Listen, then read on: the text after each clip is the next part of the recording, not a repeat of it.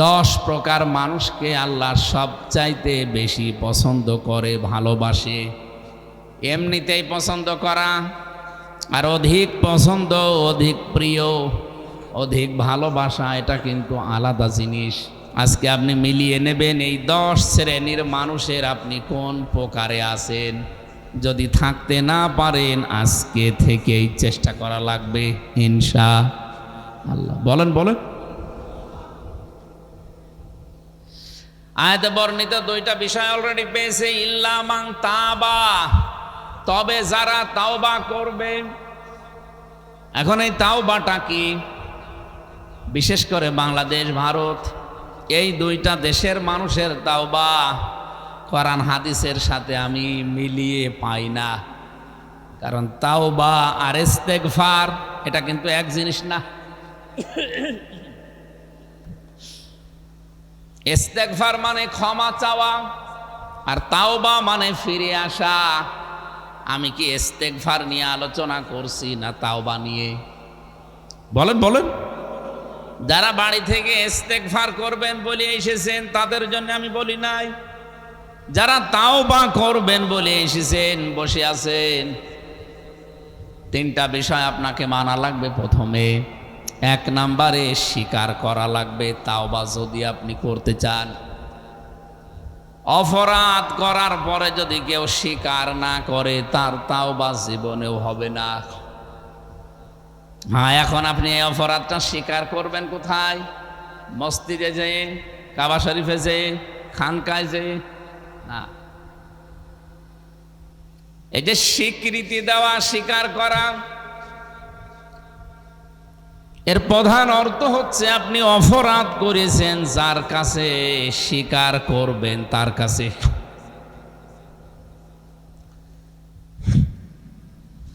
লা ইউকাল্লিফুল্লাহু নাফসান ইল্লা ওয়াসআহা লাহা মা কাসাবাত ওয়া আলাইহা মাকতাসাবাত রব্বানা লা তুআখিযনা ইন নাসিনা আও আখতানা। ইয়াদটা সে জন্মের পর থেকে আমরা অনেকে পড়েছি, শুনেছি। এমন এমন কিছু কথা আজকে আপনি নতুন পাবেন আজকে তেলাওয়াতকৃত আয়াত থেকে। আল্লাহ পাক একটা শব্দ দিয়েই হেদায়েত মানুষকে দিতে পারে। আমাদেরকে যেন এ মাহফিলটা হেদায়েতের জারিয়া বানিয়ে দেন, বলেন আমিন। এখানে নিসিয়ান এবং খতায়া 2টা শব্দ আছে।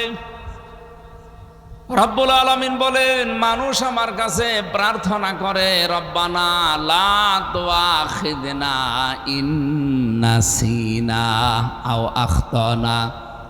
হে আমাদের মালিক, আমাদেরকে পাকড়াও করবেন না, ধরবেন না। আমরা যেই কাজ ভুলে করি নাই অথবা করতে গিয়ে ভুল হয়ে গেছে। নিসিয়ান মানে ভুলে করি নাই, খতায়া মানে করতে গিয়েছিলাম, ভুল হয়ে গেছে। কথা কি 2টাই এক না আলাদা? কথা বুঝতেছেন? আমি কোন কাজ ভুলে করি নাই। এ জমিন যার, বিধান চলবে তার, এ দায়িত্বটা আল্লাহ আমাকে দিয়েছেন। আমি মানুষ হিসাবে আমার 1 নাম্বার কাজ হবে কুনতুম খায়রা উম্মাতিন উখরিজাত লিন্নাস। এই শব্দটা একটা নতুন শব্দ পাবেন এখানে। এতদিন শুনেছেন কুনতুম খায়রা উম্মাতিন উখরিজাত লিন্নাস। আল্লাহ শুধু আমাদেরকে মুসলমানদের জন্য বানাননি। এই পৃথিবীতে আমরা উত্তম হব তখন আমাদের দ্বারা যখন মানুষের উপকার হবে। আল্লাহ এখানে লিন্নাস না দিয়ে লিল মুসলিমিনা দিতে পারতেন, অথবা লিল মুমিনিনা দিতে পারতেন, যে মুমিনদের জন্য পাঠিয়েছি তোমাদের, মানুষ মুসলিমদের জন্য না। লিন্নাস মানুষ, পদবাচ্যে যারা বিবেচিত, এই মানুষগুলোর উপকারের জন্য আমি তোমাদেরকে বানিয়েছি, পাঠিয়েছি। তাহলে আমি মানুষ হিসাবে আল্লাহর কাছে পরিগণিত হব। ওই সময় আমার দাম, আমার মর্যাদা বৃদ্ধি পাবে। ওই সময় আমি মানুষ হয়ে যদি মানুষের উপকারে আসি। পৃথিবীতে মানুষের সবচাইতে বড় উপকার করেন আল্লাহ তখন যখন তার দ্বারা এই জমিনে দিন কায়েমের কাজ হয়। এই জন্য দুনিয়ায় যত কাতার আছে, কাতার মানে কাতার দেশ না, এই পৃথিবীতে যত কাতার হয় সারিবদ্ধভাবে দাঁড়ালে আমরা কাতার বলি, যত কাতার এই পৃথিবীতে আছে দুইটা কাতার সব চাইতে আল্লাহর কাছে পছন্দনীয়, প্রিয়। এক নাম্বারের কাতারের নাম যারা সীসা গলা প্রাচীরের মতো কাতারবদ্ধ হয়ে জমিন যার আইন চলবে তার, এই জন্যে চেষ্টা করে। এ বাংলাদেশে হাজারো দলের হাজারো মতের লোক থাকতে পারে, কিন্তু সবাই জমিন যার আইন চলবে তার এই কাজ করে না। অনেকে জমিন যার আইন চলবে বাবার, আইন চলবে আমার নিজের, এইরকম মন মানসিকতায় কাজ করছে। আমি আপনার বিবেকে ধাক্কা দিতে চাই, 5 ঘন্টা ওয়াজ শোনা লাগবে না, 5 মিনিট ভালো করে শোনেন। আল্লাহ পাক বলেন এই প্রথম কাতারটা এত বেশি আমার কাছে পছন্দনীয়, আমি আল্লাহ এত বেশি ভালোবাসি, কোরআনে আয়াত নাজিল করে এটা আমি কোট করে দিয়েছি। ইন্নাল্লাহা ইউহিব্বুল্লাযীনা ইউকাতিলুনা ফি সাবিলিহি সাফফান কান্নাহুম বুনয়ানুম মারসুস। অবশ্যই আমি আল্লাহ তাদেরকে সবচাইতে বেশি ভালোবাসি, পছন্দ করি, মহব্বত করি, যারা সীসা গলা প্রাচীরের মতো ঐক্যবদ্ধ হয়ে জমিন যার বিধান চালাবে তার, এই জন্যে যারা চেষ্টা করে। আমি নাম বলছি না, কিন্তু যারা করছে অবশ্যই আল্লাহ তাদের আপনার চাইতে বেশি ভালোবাসে। কোরআনে কারিমের এই আয়াতটা আমি 1000 বারের উপরে পড়েছি, এখনো পর্যন্ত পড়লে আমার কাছে একটা আশ্চর্য তথ্য বের হয়। আন আকিমুদ্দিন ওয়ালা তাতাফাররাকু ফি। আল্লাহ বলেন যত বিধান আমি জমিনে দিয়েছি তোমাদের কাছে, নামাজ পড়া, রোজা রাখা, হজ করা, যাকাত দেওয়া, সত্য কথা বলা, এরকম 500 বিধান আছে। এই 500 বিধান কোনটা জমিনে কায়েম করার জন্য আদেশ দিয়েছি, তবে যেইটার ব্যাপারে মত পার্থক্য করা হারাম, দল আলাদা হয়ে যাওয়া নিষেধ, সেই ব্যাপারটাই এইটা নাকিমুদ্দিন। একটু শেষ করে দেয়নি, ওয়ালা তাতাফাররাকু ফি। এ জমিন যার দিন কায়েম করবেন আপনি, কিন্তু এ বিষয়ে কোনো ফতোয়াবাজি, মত পার্থক্য, দলাদলি করা যাবে না। এ কথাটা বলার পরে আল্লাহ যদি শেষ করে দিতেন, আয়াতের অর্থ অস্পষ্ট থাকতো। আল্লাহ পাক বলেন, হে নবী, এই কথাটুকু বলার পরে আমি যদি শেষ করে দিতাম আপনারও শত্রু থাকতো না, কিন্তু এই কথাটা শেষ করি না, এরপরে আরো 2টা বাক্য আমি লাগিয়ে দিয়েছি আয়াতে। কাবুরা আলাল মুশরিকিনা মা তাদউহুম ইলাইহি। এ জমিন যার আইন চালাবেন তার, এই কথা যদি আপনি বলেন, এই কথাটা শুনলে সবচাইতে বেশি খারাপ লাগবে, মন খারাপ হবে, আপনাকে মারতে আসবে, তেড়ে আসবে তারা যারা মুশরিক। তাদের কাছে জীবনও আপনার এই কথা পছন্দ হবে না, অপছন্দ হবে তাদের কাছে। এই আয়াত আমি এখন কেবল বানালাম, এই কথা বলেন না কেন? সূরা শুরার 13 নম্বর আয়াতের শেষের দিকে আছে, আল্লাহ বলেন কাবুরা আলাল মুশরিকিনা মা তাদউহুম ইলাইহি।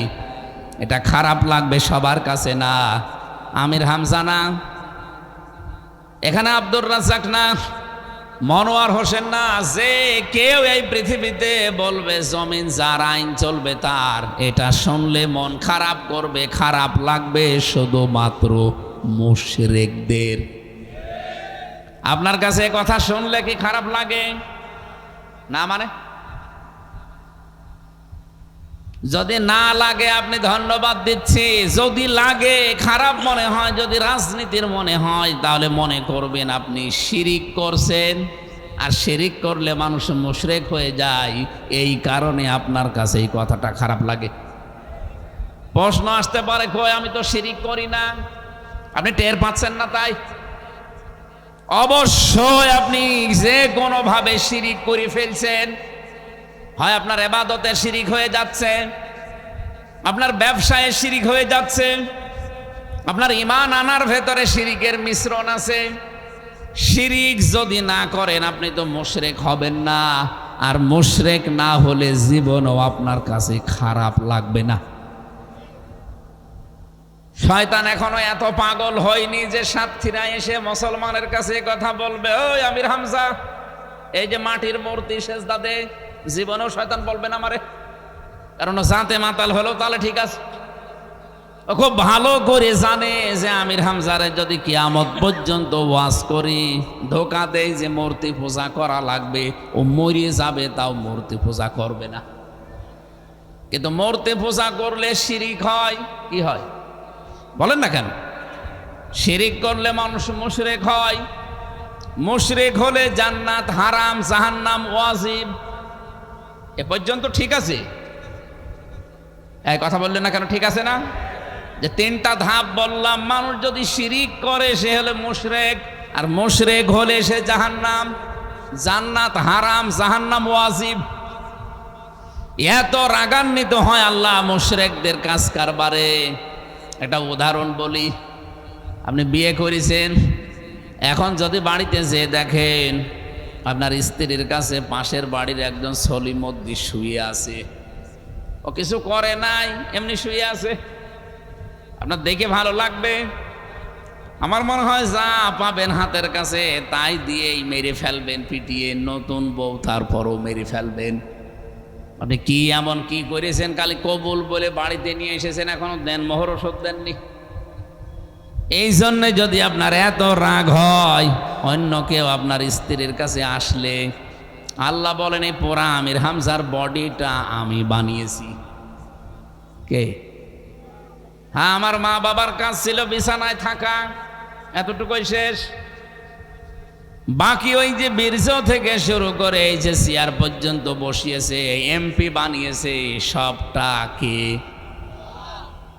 উনি যদি না চাইতো কুষ্টিয়া পোড়া একদিকে হয়ে গেল, আমি এমপি হতে পারতাম, এখানে এসে বসতে পারতাম।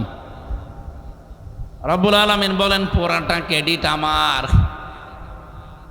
ওই এক ফোঁটা বর্জ্যের ভেতরে কমপক্ষে 40,000 বনি আদম সন্তান তৈরি করার ক্ষমতা আমার ছিল, কিন্তু সবাইকে আমি আউট করে করে শুধু হামজাকে পর্যন্ত এনেছি।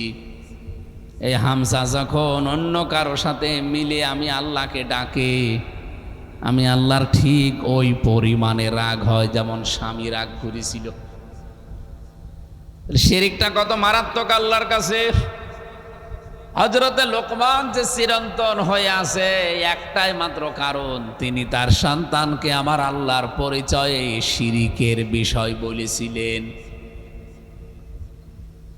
وَإِذْ قَالَ لُقْمَانُ لِابْنِهِ وَهُوَ يَعِظُهُ يَا بُنَيَّ لَا تُشْرِكْ بِاللَّهِ إِنَّ الشِّرْكَ لَظُلْمٌ عَظِيمٌ।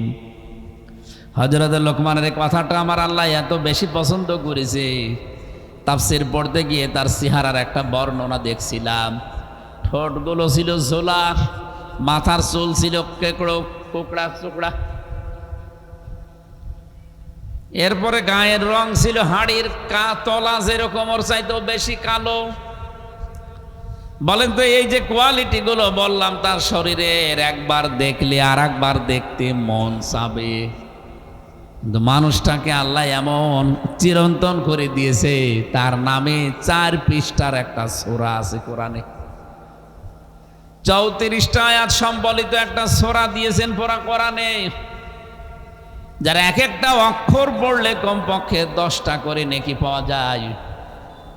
কোন মার বাবা যদি লোকমান আলাইহিস সালামের এই যে নসিহতগুলো তার সন্তানকে করে মানাতে পারে, ওই বাবাও সাকসেস, সন্তানও সাকসেস। আমরা লোকমানের মতো আমাদের পরিবারটা, আমাদের সন্তান আদি যারা, এদেরকে যেন উপদেশের ভেতরে রেখে কামিয়াবি করতে পারি, বলেন আমিন। সাতক্ষীরাবাসী, আমি যেটা বোঝাতে চাচ্ছিলাম এখান থেকে, রব্বুল আলামিন বলেন সবচাইতে বেশি রাগ হয় আমার মুশরিকদের কাজ কারবারে, কারণ শিরিক করলে আমার আর সহ্য হয় না বান্দার প্রতি। এই জন্য সব অপরাধ মাফ করে দিলেও দিতে পারি, শিরিক মাফ হবে না।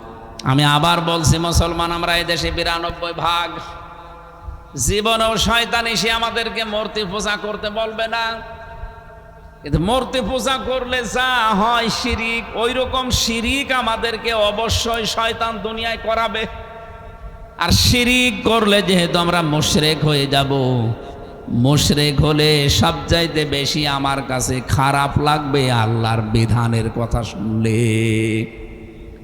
সুতরাং এই বাংলাদেশে 92% মুসলমানের, যাদের কাছে এই দিন কায়েমের কথা শুনলে মন খারাপ হয়, কষ্ট লাগে, খারাপ লাগে, অপছন্দ হয়, আপনি বুঝবেন, মনে করবেন যে আপনি শিরিক করে মুশরিক হয়ে গেছেন। হয়তো আপনি টের পাচ্ছেন না কিভাবে হচ্ছেন, এটা আপনি আবিষ্কার করবেন। রব্বুল আলামিন বলেন সবাইকে দিয়ে আমি এই কাজ করাবো না। আল্লাহু ইয়াজতাবি ইলাইহি মান ইয়াশা ওয়া ইয়াহদি ইলাইহি মান ইউনিব। আমি আল্লাহ যাকে যেতেবা করি, মানে নির্বাচিত করি, পছন্দ করি, আমি যাকে ছাঁটাই করি না, বাছাই করে নিয়ে আসি। এই মানুষটা কেন বাছাই করা হয় জানো? ওয়াহদি ইলাইহি মান ইউনিব, যে লোকটা মন থেকে আল্লাহর দিকে ফিরে আসতে চায় তাকে আমি দিন কায়েমের কাজে লাগিয়ে দেই। দিন কায়েমের জন্য যখন সারিবদ্ধ হয়, কাতারবদ্ধ হয়ে সর্বাত্মকভাবে চেষ্টা করে, এই কাতারটা আমি আল্লাহর কাছে তখন সবচাইতে বেশি পছন্দনীয়, সবচাইতে বেশি আনন্দের মনে হয়। আপনি ওই কাতারে আছেন কিনা আমি জানি না, আল্লাহ যেন ওই কাতারে আপনাকে সামিল করেন, বলেন আমিন। দ্বিতীয় নম্বরের কাতারের নাম হচ্ছে সালাতের কাতার। মানুষ যখন সারিবদ্ধ হয়ে নামাজে সেজদা দেওয়ার জন্য কাতারবদ্ধ হয়, নবীজি বলেন এই কাতারটা আমার আল্লাহর কাছে সবচাইতে বেশি ভালো লাগে দেখতে। এই জন্য আমি এই হাদিসের ভেতরে বারবার দেখেছি, নামাজে দাঁড়ানোর পরে ইমাম সাহেব আগে কাতার সোজা করো, এই কথা বলে। কাবা শরীফে যতবার নামাজ পড়েছি ততবার আমি দেখেছি কাবা শরীফে একামত শেষ হয়ে যাওয়ার পরে ইমাম সাহেব 3 বার বলে কাতার সোজা করেন। ওই সময় বসতাম না 16 সালে, কিন্তু এই 10 বছর পরে এখন আমি বুঝি যে কথাটার গুরুত্ব কি। 1500 বছর আগে নবী এই কথাটা বলেছিলেন যে নামাজ পড়তে হলে কাতার সোজা করো। এটা মানে খালি শুধু নামাজের কাতারই সোজা না, কাঁধে কাঁধ মিলিয়ে, পায়ের সাথে পা মিলিয়ে কাতার সোজা না। এটা যদি শুধু এতটুকুই হয়তো, জীবনেও 3 বার করে ইমাম সাহেব প্রত্যেক ওয়াক্তে বলতো না। এখন এই 26 সালে এসে বুঝে ফেলেছি যে আসলে কত গুরুত্বপূর্ণ বিষয় কাতার সোজা করা। 5 বার ইমাম সাহেব ট্রেনিং দিচ্ছে আপনাকে, হ্যাঁ মুসল্লিরা কাতারটা সোজা করো। মানে এই পৃথিবীতে এখন প্রায় 57টা মুসলমান রাষ্ট্র আছে। এই মুসলিম দেশগুলো যদি সত্যি কাতার সোজা করো, কারণ আল্লাহর বিধান এখন পালন করা হবে। কয়টা? একটা, সেজদা দেওয়া আল্লাহর বিধান না, আল্লাহর এই বিধানটা এখানে পালন করা হবে। এই জন্য আমরা কাতার সোজা করো। এই সেজদার মতো বিধান এখনো আল্লাহর 499টা আছে। ওই বিধানগুলো তো আপনার ব্যক্তিগত জীবনে, পারিবারিক জীবনে, সামাজিক জীবনে, রাজনৈতিক জীবনে, আন্তর্জাতিক জীবনে, সব জীবনে আল্লাহ ছড়িয়ে দিয়েছেন। যদি সত্যি ওই 499টা বিধানও পালন করার জন্যে এই শিক্ষাটা আমরা নিয়ে যেতে পারতাম, 57টা মুসলমান দেশ, আল্লাহর কসম ইসরায়েল তার এই জুলুম বন্ধ করতে বাধ্য হতো। ভারতের মাটিতেও যা হচ্ছে আমরা দেখতে পাচ্ছি। ওদেরকে মালায়ন বলা হয়, মালউন মানে অভিশপ্ত। সেখান থেকে আমরা বাংলায় মালায়ন বলি। মালায়নের বাচ্চা বলে না, মালউন মানে অভিশপ্ত। ওরা যেহেতু শিরিক করে মুশরিক হয়ে গেছে, জন্য অভিশপ্ত তারা আজ যা করছে। মুসলমানেরা 850 বছর রাজত্ব করার পরও কোনো মানুষের ওপরে এইভাবে অত্যাচার করেছে আমরা ইতিহাসে পাইনি। অথচ এরা কয় বছর দায়িত্ব পেয়ে কি আরম্ভ করেছে, আল্লাহর ঘর কতগুলো তারা ভেঙে দিল। তারা সূক্ষ্ম ষড়যন্ত্র করে কিছু কিছু জায়গায় মুসলমানের এমন জায়গায় হাত দিচ্ছে। এক লোক নাকি তার বউকে খুব পিটাতো মাঝে মাঝে। বউ একদিন শখ করে বলছে, তুমি যেভাবে মাঝে মাঝে পিটাও, তোমার কি মন, আমাকে কি রাখবা না? আর বলছে, কিলের ওজন দেখে টের পাও না? প্রতিবেশী রাষ্ট্রসহ আরো যারা আছে, তাম পৃথিবীর ইহুদি খ্রিস্টানরা আজ যা আরম্ভ করেছে, মুখে এদিকে গণতন্ত্রের কথা, মানবতার কথা যতই বলুক না কেন, আল্লাহর কসম ওরা এক যে এই পৃথিবীতে মুসলমান থাকবে না। আমার এই মাথার ভেতরে যতটুকু এসেছে আমি বুঝে ফেলেছি, বাংলাদেশে হাত তারা দিয়েছে অলরেডি। কোন কারণে এতদিন পরে 8 দিন হাসপাতালে হাত দেওয়া লাগবে আপনাকে? এইরকম অপরাধ 8 দিনের চাইতে বহু এই দেশে ঘটে গেছে, আপনি কিছুই বলেননি। আর আমি এটাও বিশ্বাস করি, এ কথা আপনি বলছেন না, আপনাকে দিয়ে বলানো হচ্ছে। সুকৌশলে বাংলাদেশের চিকিৎসা ব্যবস্থার ধস যেন নেমে যায়। মধ্যবিত্ত এবং গরিব মানুষদেরকে সুলভ মূল্যে যেন মানুষের সেবাটা দোরগোড়ে পৌঁছে দিতে না পারে। 5 টাকার জায়গায় 50 টাকা বৃদ্ধি করে 55 টাকা খরচ করে যেন দাদাদের কাছে যাওয়া লাগে, এর একটা পাই তারা। মনে করছে দেশের মানুষ কিছু বোঝে না। 6টা শিশু হত্যা হয়েছে, আমরা তীব্র নিন্দা জানিয়েছি, এখনো জানাচ্ছি। যারা এর সাথে জড়িত আছে, যদি অবহেলার কারণে হয় তাদের সর্বোচ্চ শাস্তি দেন, কিন্তু এটা জীবনেও আমরা কামনা করি না। এই কারণে একটা পুরা হাসপাতাল আপনি বন্ধ করে দেবেন। শরীরের শক্তি কিন্তু সারা জীবন থাকে না। তোফায়েল আহমেদের দিকে তাকিয়েছেন, মরণের আগে কি হয়েছিল, লোকটার দিকে মাঝে মাঝে তাকাতাম আমার ভাবতাম, আল্লাহ এ কি ছিল আর তুমি কি বানিয়েছো। আপনাকেও আমি নাম না নিয়ে বলছি, আপনি কি ছিলেন, কোথায় এসেছেন, কয়দিন পরে কি হবেন, ওইটা একটু ভাবেন।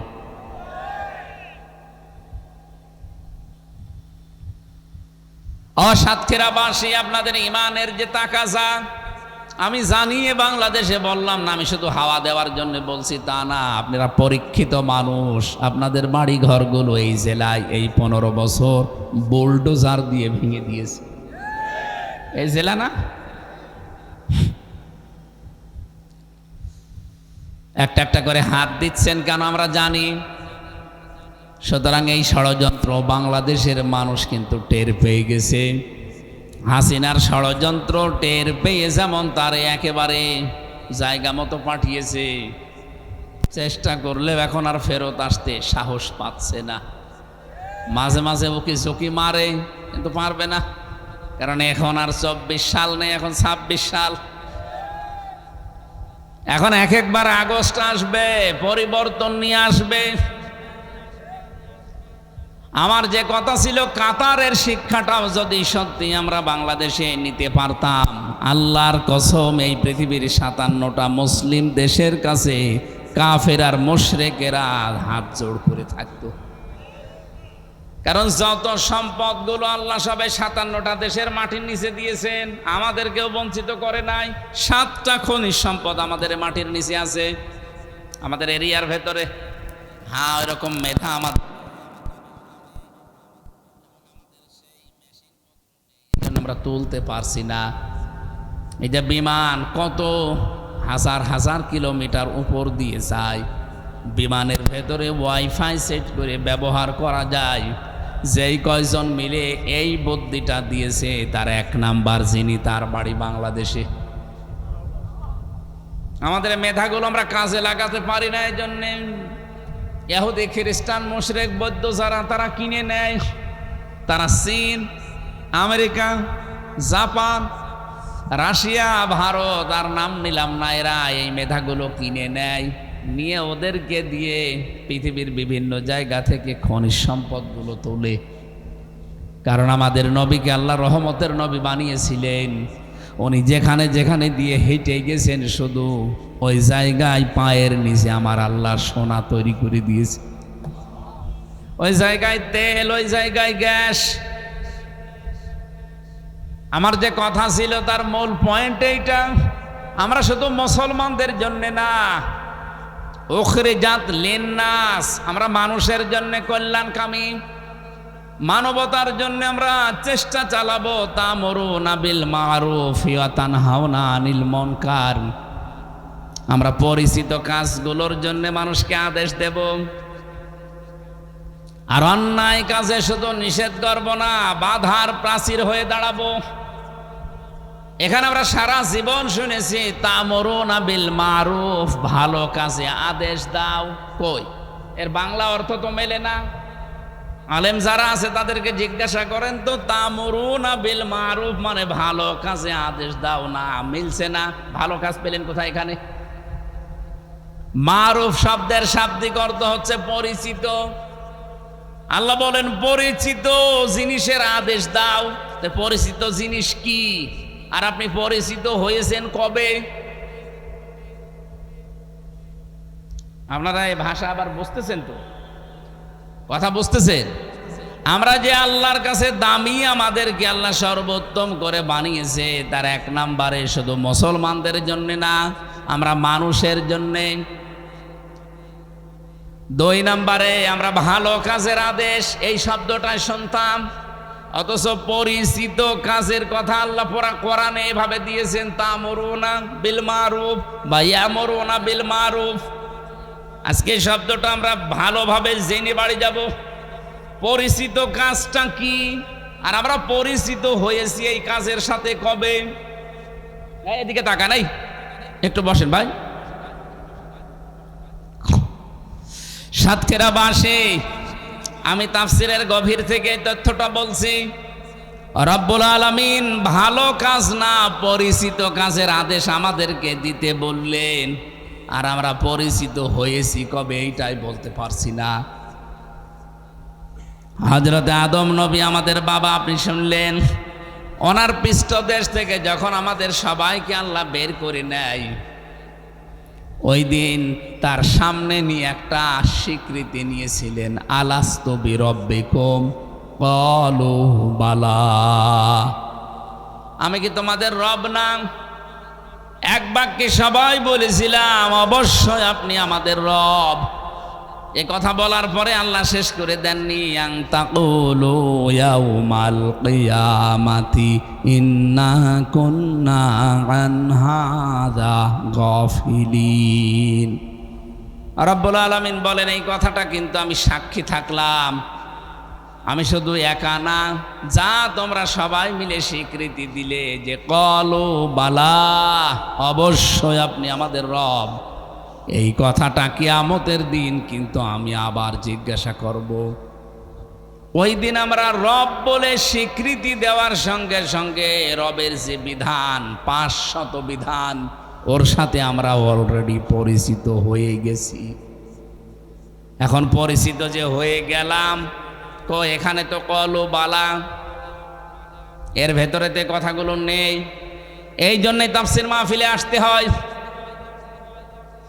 সাতক্ষীরাবাসী, এখানে আমরা 100 জনের ভেতরে এমনও মানুষ আছে যে জীবনে কোনোদিন স্কুল কলেজ মাদ্রাসা মসজিদে যায়নি, লেখাপড়া জানে না, নাম সই করতে পারে না, অথচ এই মানুষটা ভালো কাজ কোনটা, মন্দ কাজ কোনটা ও কিন্তু জানে। এই কথা বলছেন এখন, ওকে আপনি কোথায় জানালেন? ও কোন প্রতিষ্ঠানে পড়েছে? ও জানলো কখন? এবার আসেন এই জানার মূল উৎসটা। আমাদের আদি পিতা মাতা, বিশেষ করে আমাদের বাবা হযরতে আদম আলাইহিস সালামকে আমার আল্লাহ একটা ক্লাস নিয়েছিলেন জান্নাতে।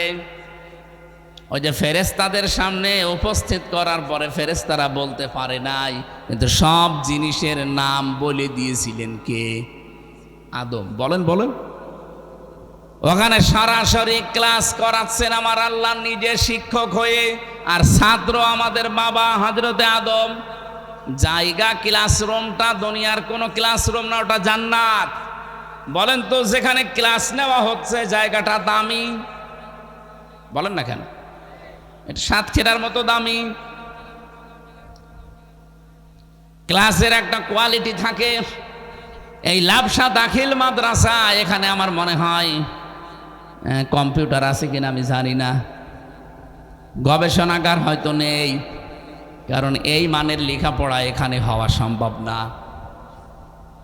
বাংলাদেশের যে বিশ্ববিদ্যালয়গুলো আছে গবেষণার জন্য যে পর্যাপ্ত পরিমাণ সরঞ্জাম আদি লাগবে, যে জিনিসপত্রগুলো লাগবে, সেগুলো এদেশে পাবেন না। এই জন্য এখান থেকে বড় বড় গবেষক তৈরি হতে চায় না। এই পৃথিবীতে যে 1000 বিশ্ববিদ্যালয় আছে নাম করা, এই লিস্টের ভেতরে বাংলাদেশের একটা বিশ্ববিদ্যালয় স্থান পায়নি। আমি মালয়েশিয়াতে পেয়েছিলাম একটা, সবগুলো না, একটা তারা তাও আছে। এই 1000-এর ভেতরে মনে হয় 997 নাম্বারে। আমি ওই বিশ্ববিদ্যালয়ে একজন শিক্ষক, আমাদের বাংলাদেশে বাড়ি, ওনারা জিজ্ঞাসা করলাম যে আপনি গেলেন কি করে এই ক্যাটাগরিতে? উনি বলছে এখানে লেখাপড়ার চাইতে গবেষণা বেশি হয়। হয়তো ঢাকা বিশ্ববিদ্যালয়ে লেখাপড়া হয় 70 ভাগ, গবেষণা হয় 30 ভাগ। আর ওই সমস্ত তালিকায় যদি স্থান পেতে হয় তাহলে কমপক্ষে গবেষণা করা লাগবে 90 ভাগ, লেখাপড়া হবে 10 ভাগ। তার মানে গবেষণার ভিত্তিতে এই মার্কিংগুলো করা হয়। গবেষণা করতে হলে যে সরঞ্জামাদি লাগবে, আমি তাদের গবেষণাগারে ঢুকে দেখি আল্লাহ, জীবনে এতগুলো জিনিস তো বাংলাদেশের একটা জেলা বিক্রি করে দিলেও কিনা সম্ভব না। তারা তৈরি করছে ওই জিনিসপত্রগুলো। তার মানে ক্লাসরুমের সিস্টেম, গবেষণাগারের এই সরঞ্জামাদি, ওইগুলো না থাকলে আপনি জীবনেও ওখান থেকে নতুন কোনো জিনিস আবিষ্কার করতে পারবেন না। আমি বোঝাচ্ছিলাম ক্লাস আমার আল্লাহ যেখানে নিচ্ছে, এটা দুনিয়ার সাধারণ লাবসা ক্লাসরুমের মতো না, ওটা ক্লাসরুম হচ্ছে আল্লাহর জান্নাত। তার সব দিক থেকে পারফেক্ট। ওখানে সরাসরি ছাত্র আমাদের মতো অগানা, সরাসরি নবী একজন ছাত্র, আমাদের আদি পিতা, তারপরও একজন নবী। শিক্ষক যিনি, উনি আমাদের মতো 11 ডিস মার্কা শিক্ষক না, সরাসরি আল্লাহ নিজে শিক্ষক। সুবহানাল্লাহ বলতে পারেন না? আপনাকে জীবনেও মনে হয় যে ওখানে ক্লাসরুম এত দামি, ছাত্র এরকম মানের, শিক্ষক আল্লাহ নিজে। উনি যা শিখিয়েছেন ওই ক্লাসরুমে, আসালি পাঁচালি আমরা যা বলছি এরকম কিছু শেখাবে? তাহলে এমন কিছু আল্লাহ শিখিয়েছিলেন ওই দিন, ওই পোড়াটা আমার আল্লাহ পোড়া কোরআন শরীফের ভেতরে দিয়ে দিয়েছেন। এজন্য দিন যত যাবে, গবেষণা যত হবে, নতুন জিনিস এখান থেকে আপনি বের করতে পারবেন। ওই দিন আমাদের আদি পিতা যা যা পেয়েছিলেন ক্লাসে, ওনার পৃষ্ঠদেশ থেকে আমরা সন্তান আদি কিয়ামত পর্যন্ত এই দুনিয়ায় যারা আসব, বাবা যেহেতু ক্লাসে উপস্থিত ছিলেন, আমরা সন্তান হিসাবে অটোমেটিক ওই জিনিসগুলো একবারেই এমনিতেই পেয়ে গেছি। এই জন্য দুনিয়ায় আসলে লেখাপড়া যদি আপনি নাও জানেন, ভালো কাজ কোনটা, খারাপ কাজ কোনটা, এটা কিন্তু আপনি জানেন। আপনি জেনেছেন কবে? ওই যে ক্লাসরুমে আমার বাবা শিখিয়েছিল, বাবার কাছ থেকে অটোমেটিক আমি এমনিতেই পেয়ে গেছি। ওই দিন যা যা পেয়েছি, দুনিয়ায় এসে এই ভালো ভালো কাজ, এগুলোতেই পরিচিতর কাজকেই ভালো কাজ বলা হয়। এই জন্য আমরা যদি আল্লাহর কাছে উত্তম হতে চাই, যতগুলো ভালো কাজ আপনি জানেন, পরিচয় আছে আপনার সাথে, এই পরিচিত কাজগুলোর আদেশ করা লাগবে। আর যেগুলো আপনার বিবেকে মেনে নেয় না, এই কাজগুলোই নিষিদ্ধ কাজ, এগুলো বাধা হয়ে দাঁড়াতে হবে। এবার আসেন তো আমরা এই যে ভালো কাজ বা পরিচিত কাজ, এই পরিচিত কাজের আদেশ দেওয়া লাগবে দুনিয়ার জীবনে। বাংলাদেশ আজ 55 বছর স্বাধীনতা, এ অর্জন করেছি আমরা। আজ পর্যন্ত কি এই দেশে আদেশ দেওয়ার কোনো জায়গায় আমরা আছি? এই কথা বলা লাগবে। আমরা আজ পর্যন্ত কোনো আদেশের জায়গায় যেতে পারিনি, শুধু অনুরোধের জায়গায় আছি। পড়া কোরআন শরীফ বেড়ে দিয়ে দিলাম আপনার কাছে, অনুরোধ করা লাগবে পরিচিত কোনো কাজ, ভালো কাজ আপনি দেখান তো। প্রত্যেকটাই আছে আদেশ, আমর মানে নির্দেশ করা, ডু ইট, এটা কর। অথচ আমরা এই জায়গা পর্যন্ত আজও যেতে পারিনি। যাওয়ার একটা সুযোগ এসেছিল, কিন্তু কপাল খারাপ, হইল না। আগামীতে যেন আল্লাহ তৈরি করে দেয় ওই রকম, বলেন আমিন। যেই কথার সূত্র ধরে পর্যন্ত আমার আশা, সাতক্ষীরাবাসী, সুতরাং যারা এই যে স্বীকৃতি দেওয়ার নিয়ত নিয়ে এসেছেন, অপরাধ করলে স্বীকৃতি দেওয়া, কিন্তু এই স্বীকার করা লাগবে কার কাছে? অপরাধ করিয়েছেন যার কাছে। আমরা অপরাধ করি একজনের কাছে আর স্বীকার করি আর একজনের কাছে, এটা জীবনেও তওবা হয় না। বাংলাদেশে যে যে জায়গায় আছেন প্রতিটি মানুষ যদি এই তাওবা আজকে আমরা করতে পারতাম যে আমি যার কাছে অপরাধ করেছি স্বীকার করব তার কাছে, এ বাংলাদেশ অপরাধ মুক্ত হয়ে যেত। প্রথম নাম্বারে তাওবার নিয়ম স্বীকার করা, শুধু আল্লাহর কাছে না, আল্লাহর কাছে অপরাধ করলে তার কাছে স্বীকার করেন, কিন্তু সেখানে আপনি অপরাধ করবেন সেখানে আপনাকে স্বীকার করা লাগবে। এই সাতক্ষীরার এক জামাই ছিল আমার সাথে জেলে, আমি নাম নিলাম না, ওসি, বাড়ি ওনার ঝিনাইদহ। ওনারে মাঝে মাঝে আমি দেখতে যেতাম, আমারে বলছে, মাওলানা আমি একটা তাওবা করেছি জীবনে, দেখেন তো আমার তাওবাটা হয়েছে কিনা। বলেন। বলছে তখন হাসিনার ওই নির্বাচন ছিল, আমি বাইরে, নির্বাচনের আগের দিন নির্দেশ যেহেতু পেয়েছি যে বাক্স ভর্তি করা লাগবে, এই জন্য সারা রাত আমার যা লোকজন ছিল এদেরকে দিয়ে পুরা বাক্স ভর্তি করে বিভিন্ন ভোট কেন্দ্রে পাঠিয়ে দিয়েছি। ফজর পর্যন্ত কাজ করে বাড়িতে যে গোসল করলাম, 2 রাকাত শুকরিয়ার নামাজ পড়লাম, এরপরে তাওবা করলাম, আস্তাগফিরুল্লাহ। বলেন তো আমার এই তাওবা কি হয়েছে? বললাম না। আপনি কি আল্লাহর কাছে অপরাধ করেছেন যে আল্লাহর কাছে আপনি আস্তাগফিরুল্লাহ পড়ছেন? আপনি তো অপরাধ করেছেন যে জায়গায় ছিলেন ওখানে হয়তো 4 লাখ 5 লাখ মানুষ ছিল, তাদের এই ভোটগুলো আপনি দিতে দেননি, তাদের রায় তারা কোথায় দেবে সেইটা আপনি নিজে দিয়ে দিয়েছেন। সুতরাং এ দোষ শুধু আল্লাহর কাছে হয়নি, দোষ হয়েছে হামজার কাছে। হামজার বউ যতগুলো ছিল এলাকায়, তাদের কাছে যেহেতু আপনার অপরাধ, জেল থেকে তো 8 বছর তার জেল ছিল, বের হয়ে যাওয়ার পরে এই মানুষগুলোর কাছে আপনি মাফ চাবেন। ওরা যদি মন থেকে আপনাকে মাফ করে দেয় তাহলে আপনার তাওবা কবুল হবে। কিন্তু দুঃখজনক বিষয়, আপনি 8 বছর জেল খাটার পরে যখন বাইরে যাবেন, যে দেখবেন অনেক হামজার বউ মারা গেছে, তাদের কাছে আপনি ক্ষমা চাবেন, স্বীকার করবেন কি করে? আমি এই ঘটনাটা শোনালাম এই জন্য, যেহেতু বাস্তব ঘটনা। এ বাংলাদেশে আমার মনে হচ্ছে বহু মানুষ ওই রকম আছে যারা অন্যের উপকার করতে গিয়ে নিজের সর্বনাশ করে ফেলেছে। এমনকি সামনে অনেকে করবে, অন্যের উপকার করতে গিয়ে যদি নিজের জীবনকে সর্বনাশ ডেকে আনেন, আপনার মতো মাতাল পাগল আর এই দুনিয়ায় নেই। কথা বলেন ঠিক কিনা? এই জন্য বাড়ি থেকে বের হয়েছেন এই নিয়ত নিয়ে যে আজকে সত্যি আমি তাওবা করে ভালো হয়ে যাব। তাহলে তাওবার প্রথম নিয়ম হচ্ছে আপনি স্বীকার করবেন, আজকে যার কাছে অপরাধ করেছেন সেখানে যে স্বীকৃতি দেবেন। 2 নম্বরে, দ্বিতীয় নম্বরে অনুতপ্ত হওয়া, অনুশোচনা করা। এটা আমাদের জীবনে আসলে নেই। অনুতপ্ত হওয়া লাগে, অনুতপ্ত হওয়া, অনুশোচনা করা লাগে, একটা ক্রাইটেরিয়া মেনটেন করে, একটা সিস্টেম আছে। এখানে একজন যুবক ছেলে একটা অন্যায় করেছে আমার রাজ্জাক ভাইয়ের কাছে, উনি দুঃখ পেয়েছে, মনে কান্নাকাটি করছে।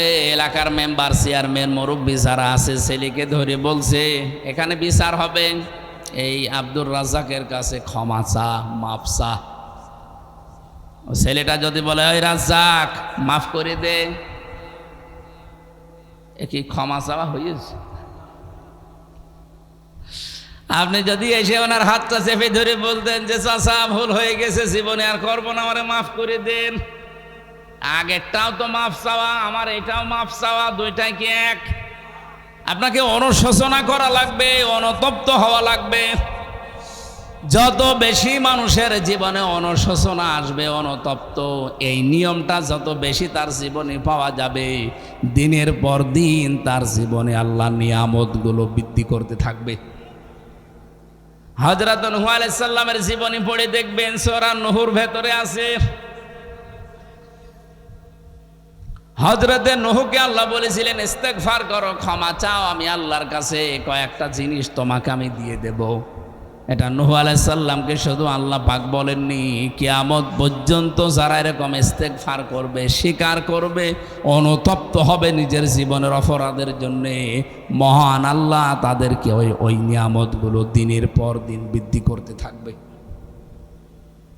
এখানে সন্তানাদির কথা আছে, ফসলাদির কথা আছে, ক্ষমতার কথা আছে, বৃষ্টির কথা আছে, এগুলো সব নিয়ামত আমার আল্লাহ আমাদেরকে দিনের পর দিন আরো বৃদ্ধি করতে থাকবে, যদি সত্যি আমরা জীবনের অপরাধের জন্য অনুতপ্ত হই, অনুশোচনা করি।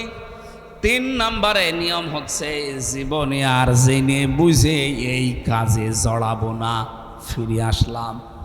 এই 3টা বিষয় মনে রেখে যারা বসে আছে, 2 নম্বরে আজকে থেকে যতটুকু সুযোগ পাই আমি ভালো ভালো কাজের আঞ্জাম দিয়ে যাব। এই নিয়ত নিয়ে যদি সত্যিই বাড়ি থেকে আজকে কেউ এসে থাকেন, আপনি বিশ্বাস করতে পারেন সূরা ফুরকানের এই 71 নম্বর আয়াত অনুযায়ী জীবনের একটা অপরাধও আল্লাহ আপনার আর রাখবে না, সব মাফ করে পাল্টিয়ে নেকি বানিয়ে দেবে। সুতরাং আজকে যারা বসে আছেন, আমার সময়টা যদিও বেশি লেগেছে, আমি মেন কথাগুলো বলতে পেরেছি। যারা এসেছেন আজকে লস হয়নি, অন্তত 1 ঘন্টা খানিক যে সময় যে আপনি ব্যয় করছেন একটা আয়াত বোঝার জন্যে, রব্বুল আলামিন এই একটা আয়াত বোঝার জন্য যে সময়টা ব্যয় করেছেন, 500 রাকাত নফল নামাজ পড়লে যে সওয়াব পেতেন, ওই সওয়াব আমল নামায় লিখে দিয়েছে। তাহলে জীবনের মতো ফিরে আসার এটার অর্থ কি? রব্বুল আলামিন মানুষদেরকে একটা আশার বাণী শুনিয়েছেন, এই ভালো করে শুনবেন। এটা সূরা জুমারের 53 নম্বর আয়াতে পাবেন, ওলিয়া ইবাদিয়াল্লাযীনা আসরাফু আলা আনফুসিহিম লা তাকনাতু মির রাহমাতিল্লাহ ইন্নাল্লাহা ইয়াগফিরুয যুনুবা জামিআ ইন্নাহু হুয়াল গফুরুর রহিম। আমি জানি আপনি জন্মের পর থেকে আয়াতটা বিভিন্ন দরবার কেন্দ্রিক শোনেন, আমিও শুনেছি, কিন্তু এর ভেতরে এমন কিছু তথ্য আছে আজকে আপনার চোখ ছানাবড়া হয়ে যাবে। আল্লাহ বলেন, হে আমার বান্দারা, নফসের ওপরে জুলুম করে জীবনটা যারা নষ্ট করে ফেলেছে, আল্লাহর রহমত থেকে নৈরাশ হয়ে যেও না, ফিরে আসো। এখনো সূর্য পশ্চিম দিকে ওঠে নাই, এখনো তাওবার দরজা বন্ধ হয়ে যায়নি, ফিরে আসো আমি আল্লাহর দিকে। ইন্নাল্লাহা, অবশ্যই আমি আল্লাহ, ইয়াগফিরুয যুনুবা জামিআ, ইয়াগফিরু মুজারে জামিআও বহু বছর। অপরাধ তোমার জীবনে এখন যেমন রাখছি না, ভবিষ্যতেও রাখবো না, সব অপরাধ আমি আল্লাহ মাফ করে দিচ্ছি এবং দেব। ইন্নাহু হুয়াল গফুরুর রহিম। আল্লাহ গুরুত্বপূর্ণ 2টা নাম এখানে নিয়েছেন, একদিকে তিনি গফুর আর একদিকে তিনি রহিম। বলেন সুবহানাল্লাহ। কি বুঝলেন এই আয়াত থেকে? কত দরবারে গেলে আপনাকে এটা পড়ায় যে তাওবা করেন, জীবনের সব মাফ হয়ে যাবে। ওই জায়গাটা আল্লাহ নেকি দিয়ে পাল্টিয়ে দেবে। আমার এই 34 বছর বয়সে আমি যত অপরাধ করেছি, আজকে যদি সত্যি আমি এই আয়াতের এই দুইটা শর্ত মেনে তাওবা করতে পারি, তাহলে আমার জীবনের যত অপরাধ ছিল সব মাফ হয়ে জায়গাটা ফাঁকা রাখবে না, আল্লাহ পুরা নেকি দিয়ে ভরাট করে দেবে। এই যে বিশাল একটা সুযোগ, এই ক্ষমা, এটা কি সবার জন্যে? এইদিকে তাকান, আল্লাহ পাক বলেন এই ক্ষমা সবার জন্য না। এর পরের আয়াতের আর পড়ে না, এর পরে যে আল্লাহ আয়াতে জবাব দিয়েছেন এটা আর পড়তে চায় না, কারণ এটা আমিও পড়ি না, পড়লে আমিও ধরা খাবো। এই যে বিশাল ক্ষমার কথা শুনলেন, যে একটা গোনাও আল্লাহ রাখবে না, সব মাফ করে দেবে, আল্লাহর রহমত থেকে নৈরাশ হওয়া নিষেধ। কাদের জন্যে? এইবার শোনেন, ওয়ানিবু ইলা রাব্বিকুম ওয়া আসলিমু লাহু মিন ক্বাবলি আইয়াতিয়াকুমুল আযাবু সুম্মা লা তুনসারুন। সূরা জুমারের 54 নম্বর আয়াত, ওর পরের এইটা। আল্লাহ বলেন এই ক্ষমা পেতে হলে, কোন ক্ষমা শুনলেন না? একটা অপরাধও রাখবে না, বাকি জায়গা নেকি দিয়ে পাল্টিয়ে দেবে। এই ক্ষমা যদি দুনিয়ায় কেউ পেতে চান, দুইটা শর্ত মানা লাগবে, আর একটা সময় মেনটেন করা লাগবে। এই আয়াতে 3টা বিষয় আছে। আবার বলছি, এটা খেলা চড়ার জন্য বলছি না, খুব গুরুত্বপূর্ণ বিষয়। ওয়ানিবু ইলা রাব্বিকুম, এই ক্ষমা পেতে হলে 1 নম্বরে আপনাকে আল্লাহর দিকে ফিরে আসা লাগবে। সাতক্ষীরাবাসী, শুনতে যত সহজ মনে হলো, আর আমি যত সহজে বললাম, বিষয়টা এত সহজ না। আল্লাহর দিকে সত্যিই যদি কেউ ফিরে আসতে চায়, আপনি বাস্তবের দিকে তাকিয়ে বলেন, তার থেকে অনেক কিছু দূরে সরে যাবে। আমি যদি সত্যি আজকে আল্লাহর দিকে ফিরে আসতে চাই, আমার দলীয় লোকজন এমনও আছে, তারা আমাকে কালকে থেকে আর দেখতে পারবে না। এই কথা বলছেন না কেন? আমার নিজের বউ, নিজের মেয়ে দূরে সরে যেতে পারে, কারণ আমি ফিরে এসেছি একনিষ্ঠভাবে আল্লাহর দিকে। তারা তো এখনো ফেরে নাই। আমি আল্লাহর দিকে ফিরে আসতে যদি সত্যি চাই, আমার অনেক কিছু হাতছাড়া হবে। আমার ক্ষমতাও হাতছাড়া হয়ে যেতে পারে, আমার চেয়ারও হাতছাড়া হয়ে যেতে পারে। সূরা বুরুজের কাহিনী আমি পড়তে গিয়ে, ওই জামানায় ওই জালিম বাদশার যে মন্ত্রী, তার মন্ত্রিত্ব পর্যন্ত ছেড়ে দিয়েছিল আল্লাহর দিকে ফিরে আসার কারণে। একজন মন্ত্রী তার মন্ত্রিত্ব ছেড়ে দিয়ে সাধারণ মানুষের কাতারে এসে দাঁড়িয়েছে, কারণ সে ফিরে এসেছে আল্লাহর দিকে, ওই জালেমদের পক্ষ বাদ দিয়ে। আজও বাংলাদেশে ঠিক ওই অবস্থায় চলছে।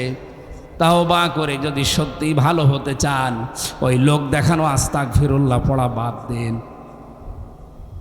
আমি তাওবা করেছি, ভালো হয়ে গেছি না, এটা বাদ দিয়ে ফিরে আসতে হবে আল্লাহর দিকে।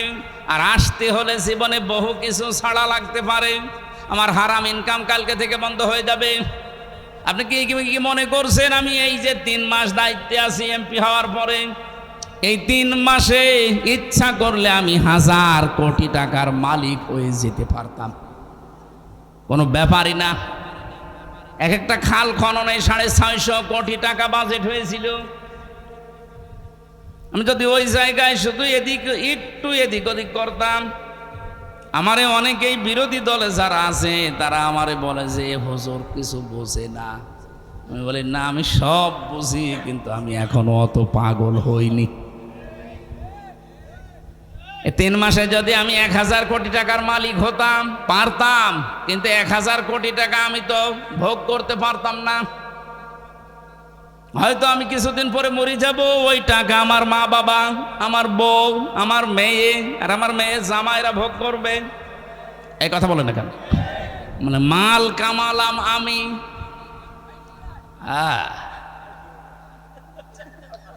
আর শুধু খেয়েই শেষ। ওরা যদি খেয়েই শেষ করে দিত তাও তো বাঁচতাম। আমি মরণের পরে এই সম্পদ কত অবৈধ জায়গায় ব্যয় হবে, এটা কি আমার হিসাব আছে? তাহলে একদিকে অবৈধ কামাইয়ের জন্য বিশাল পাহাড় তৈরি করে গেলাম গুনার, শাস্তি হতে থাকবে। 2 নম্বরে যতদিন এই সম্পদ দুনিয়ায় টিকে থাকবে, যত অবৈধ কাজে আমার মেয়ে, আমার মা বাবা, আমার বউ ব্যয় করবে, তার একটা অপরাধের ভাগ আমার কবরে যেতে থাকবে। তার মানে শাস্তি হবে ডবল। আমার তো মনে হয় বাংলাদেশে বহু মানুষ এরকম ডবল শাস্তির উপযুক্ত হয়ে যাচ্ছে। বিশেষ করে 1628 জন, ওই 350 এমপি। পরশুদিন তো আবার সংসদ না জানে আবার সবাই চেপে ধরে কিনা।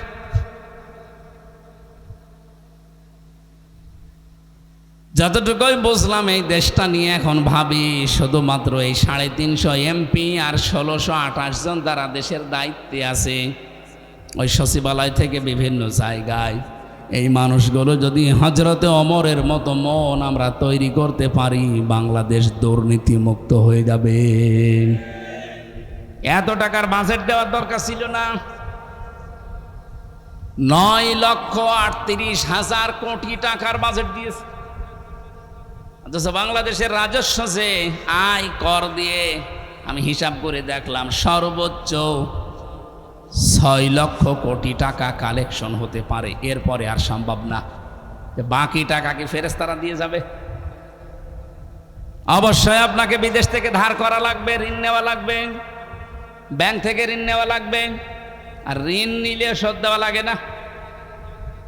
আর শোধ দিতে গিয়েই তখন বড় বড় মেগা প্রজেক্ট হাতে নেবেন। 10,000 টাকা যেখানে খরচ করার কথা, সেখানে পদে পদে আপনি খরচ করবেন 40,000 টাকা। তাহলে 10,000-এ যদি একটা ব্রিজ করা সম্ভব হয়, সেখানে খরচ করছেন আপনি 40,000। 30,000 টাকা মাঝখান থেকে আপনি গায়েব করে দেবেন। এই জন্যেই তো দেশের অবস্থা এই। সাংবাদিক প্রশ্ন করার পর আমি এইটাই বলতে চেয়েছিলাম সংসদের সামনে, যে এত বাজেট দেওয়া ঠিক হয়নি। যতটুকু পারেন আপনি অতটুকু নিয়ে কাজ করলে আপনি অবশ্যই সাকসেস পর্যন্ত না যেতে পারলেও কাছাকাছি যেতে পারতেন। আপনাদের মোমেন সাহেব আগে একবার ওয়াজ করতো যে পেছনের আন্দাজ বুঝে আটি গিলা দরকার। এমন আম খেয়েছেন যে পেছন দিয়ে আর বের হচ্ছে না, শেষে চিরে বের করা লাগবে। যা নিয়েছেন জীবনেও পারবেন না। আরে ভাই, বাস্তবতার বাইরে তো আপনি যেতে পারবেন না। ওই বাকি টাকাগুলো কোথায় পাবেন বলেন তো? কেউ দেবে আপনাকে ধার ছাড়া?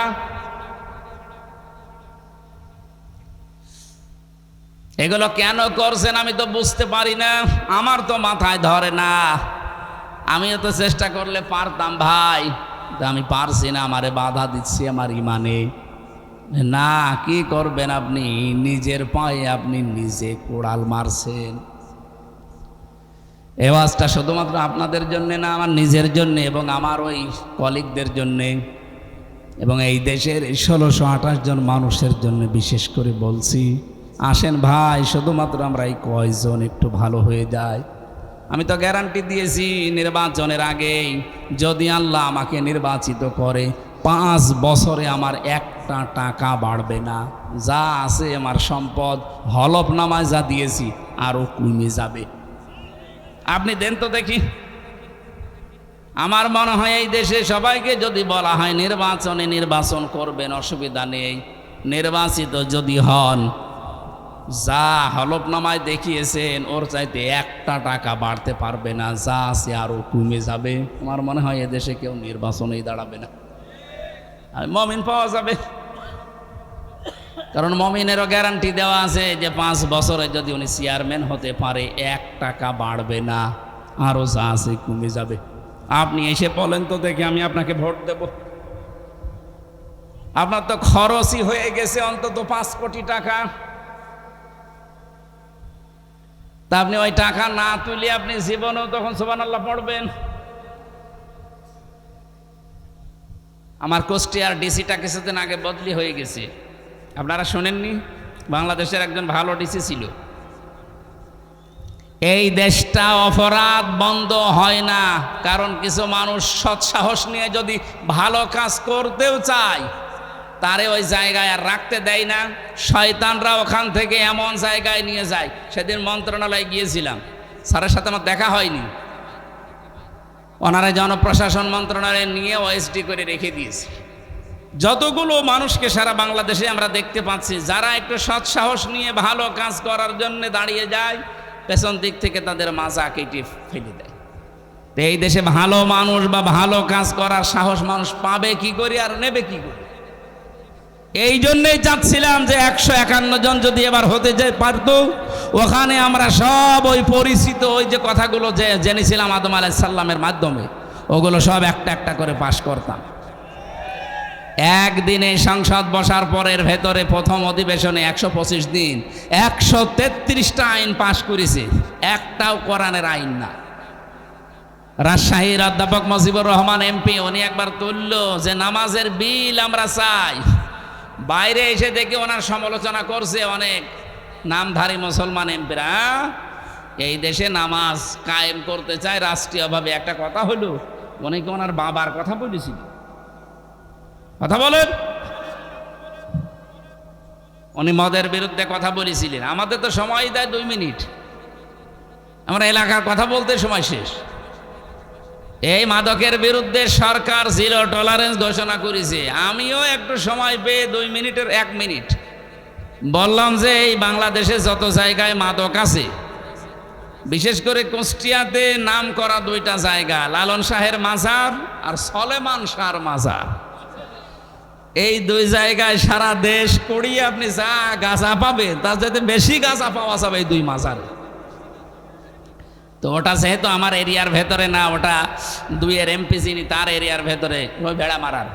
আর আমার পাশে এই যে লালন সাইজি, এখানে পুলিশ পাহারা দিয়ে গাঁজা খাওয়া। বলেন তো গাঁজা মাদকের ভেতরে পড়ে কিনা? আমি মাননীয় স্পিকারকে, মন্ত্রীকে এই প্রশ্নই করেছিলাম যে গাঁজা যদি মুক্ত করতে চান তে লালনের মাজারটা কি, এটা কি বাংলাদেশের এরিয়ার বাইরে? এটা যদি বাংলাদেশের এরিয়ার ভেতরে থাকে তাহলে এই জায়গাটা মুক্ত করা দরকার না? ধর্মের নাম নিয়ে, সংস্কৃতির নাম নিয়ে এমন এমন কাজ এ সমস্ত মাজারগুলোতে হয়, আপনি খোঁজ নিয়ে দেখেন। সেখানে আমি নাম নিতে পারলাম না, এমন নিকৃষ্ট কাজ সেখানে করা হচ্ছে। ইসলামের পর্দার তো কোনো বালাই নেই। অস্ত্রের ব্যবসা পর্যন্ত বিভিন্ন জায়গায় করে, এরকমও শোনা যায়। খোঁজ খবর নিয়ে দেখেন। সিলেটের শাহজালাল রহমতুল্লাহ আলাইহির মাজার নিয়ে সরকার একটা উদ্যোগ নিয়েছে, সাধুবাদ জানাচ্ছে। এটা সারা বাংলাদেশের মাজার নিয়েই নেওয়া দরকার। এটা আমি এক সংসদ সদস্যর কাছে শুনলাম যে ওই জায়গাতে নাকি যা টাকা পয়সা কালেকশন হয়, এটা মাদ্রাসা এতিমখানা আছে, ওখানে দেওয়া হবে। ওখানে কোনো 2 নাম্বারই আর এখন কেউ করতে পারবে না। উদ্যোগটা ভালো। সারা বাংলাদেশে নলতার একটা আছে না, এরকম যত বাংলাদেশে মাজার আছে 48,000-এর উপরে। আমরা চাই সব জায়গা থেকে অনইসলামিক যত কাজ আছে সব বন্ধ হোক। আল্লাহর ওলিদের এই মাজারগুলো সংরক্ষিত থাকুক। মানুষ সেখানে যাবে দোয়া করার জন্যে, সেখান থেকে দোয়া চাওয়ার জন্যে না। কারণ যে পড়ে আছে সে তো অসহায় হয়ে পড়ে আছে আপনার চাইতে, আপনি তার কাছে কি কারণে চাইবেন?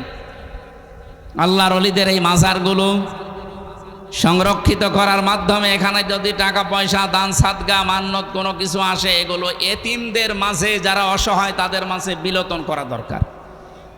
তাহলে এই ভণ্ডামিগুলো কমে যাবে। আমি এইটা বলেছিলাম মন্ত্রীর কাছে, আর উনি জবাব দিল কি? আমি নিজেই আবার বলতে গেলাম যে আমি প্রশ্ন করলাম কি আর আপনি জবাব দিলেন? আমার প্রশ্নের জবাব হয়নি। প্রাণ প্রিয় মুসল্লিরা, আমরা যেহেতু এই জগতে এখন আস্তে আস্তে সংসদ নিয়ে, মন্ত্রণালয় নিয়ে, বিভিন্ন মানুষের কাজকর্ম নিয়ে এখন ব্যস্ত থাকা লাগে। মাহফিলের জগতে এখন আস্তে আস্তে আর আসি না। ওই শুক্র শনিবার সময় পেলে মাঝে মাঝে আসি। আপনাদের সাতক্ষীরার নাম শুনলে একটু আশা লাগে, কারণ এটা একটা মাজলুম জেলা। আমার এমনি টান বেশি এদিকে। আমি আজকের আয়াতের ভেতরে মূল কথাগুলো যতটুকু নোট করেছিলাম, এই পৃথিবীতে 10 শ্রেণীর মানুষকে আল্লাহ সবচাইতে বেশি ভালোবাসেন। এমনি আল্লাহ মানুষকে ভালোবাসেন, কিন্তু 10 প্রকার মানুষকে আল্লাহ সবচাইতে বেশি ভালোবাসেন।